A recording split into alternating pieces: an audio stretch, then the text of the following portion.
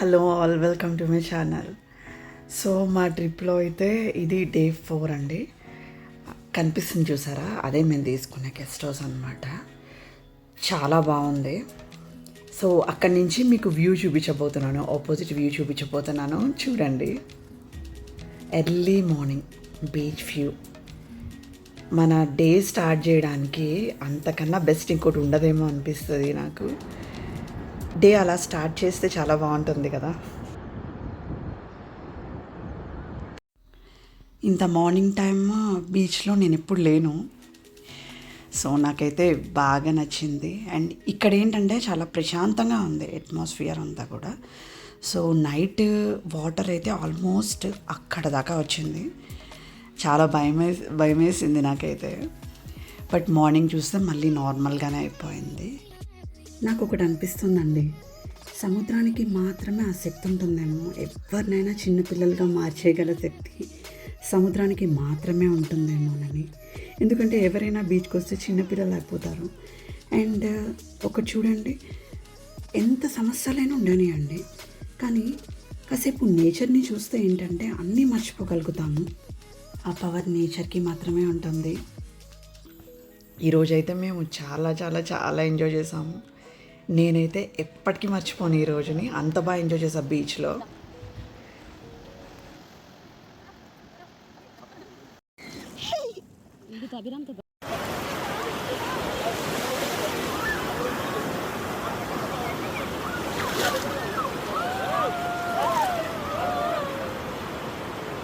నేనైతే ఈరోజు నిజంగా మళ్ళీ ఇంకొకసారి చిన్నపిల్లని అయిపోయాను. అంత బాగా ఆడుకున్నా అనమాట బీచ్లో. అందరం బాగా ఎంజాయ్ చేసాం. సో ఇంకా ఈ బీచ్కి బాయ్ బాయ్ చెప్పేసి ఇక్కడి నుంచి ఉడిపి వెళ్ళే ప్రోగ్రాం అనమాట. సో ఉడిపి అయితే బయలుదేరాము. మీరు ఎవరైనా ఉడిపి వెళ్ళాలని ప్లాన్ చేసుకునేటట్లయితే కృష్ణాష్టమి రోజున ఉడిపిలో ఉండేటట్టు ప్లాన్ చేసుకోండి. ఎందుకంటే చాలా చాలా బాగుంటుంది. ఆ రోజు ఊరంతా సెలబ్రేట్ చేస్తుంది కృష్ణాష్టమి. కృష్ణమయంలా ఉంటుందన్నమాట. కృష్ణ భక్తులందరూ తప్పకుండా మీరు ట్రై చేయండి. నేను ఆల్రెడీ ఒకసారి కృష్ణాష్టమికే వెళ్ళాను, దర్శనం చేసుకున్నాను. కళ్ళు చెదిరిపోతాయన్నమాట, అంత బాగుంటుంది. అమ్మయ్య, ఉడిపి వచ్చేసాము మొత్తానికి. సో ఇక్కడ ఏంటంటే ఆపోజిట్లో ఒక షాప్ ఉందన్నమాట. సో మా వాళ్ళకి ఇడిపించడానికి ఇది బాగా దొరికింది, నా నేమ్తో ఉంది కదా. సో వచ్చేసాము. ఈ హోటల్ యాంబియన్స్ అయితే చాలా బాగుంది.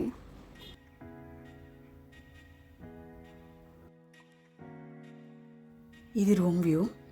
రూమ్ అయితే బాగుందండి, పర్వాలేదు. ఈవినింగ్ మళ్ళీ ఫ్రెష్ అయ్యి అందరం మాల్పే బీచ్కి వచ్చాము.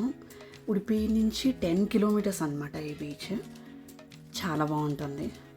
నాకైతే మళ్ళీ వైజాగ్ ఆర్కే బీచ్ చూసినట్టయితే అనిపించింది. చాలా బాగుందండి. అండ్ ఇక్కడ గాంధీ గారి స్టాట్యూ ఒకటి ఉంది. అండ్ ఇక్కడ జనం చాలా ఎక్కువ మంది వచ్చే బీచే అనమాట.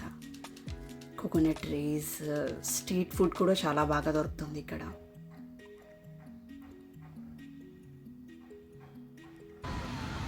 అండ్ సన్సెట్ అయితే చాలా చాలా చాలా బాగుంది. ఈవినింగ్ ఇక్కడ కూర్చొని కాఫీ తాగుతూ ఆర్ మూరీ మిక్చర్ తింటూ సన్సెట్ చూస్తే అవసరం అన్నమాట. పిల్లలందరూ ఇట్లా మట్టితో ఇల్లు చేస్తున్నారు. చిన్నప్పటి మెమరీస్ గుర్తొచ్చాయి. అండ్ ఇక్కడ ఫ్లోటింగ్ బ్రిడ్జ్ ఉంది, పదండి చూద్దాం ఎలా ఉంటుందో.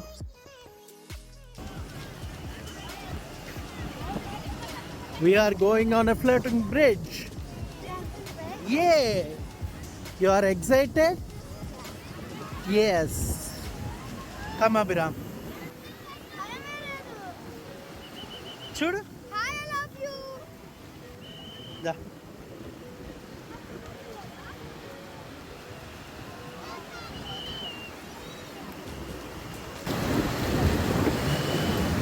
నాకైతే చాలా చాలా భయం వేసింది.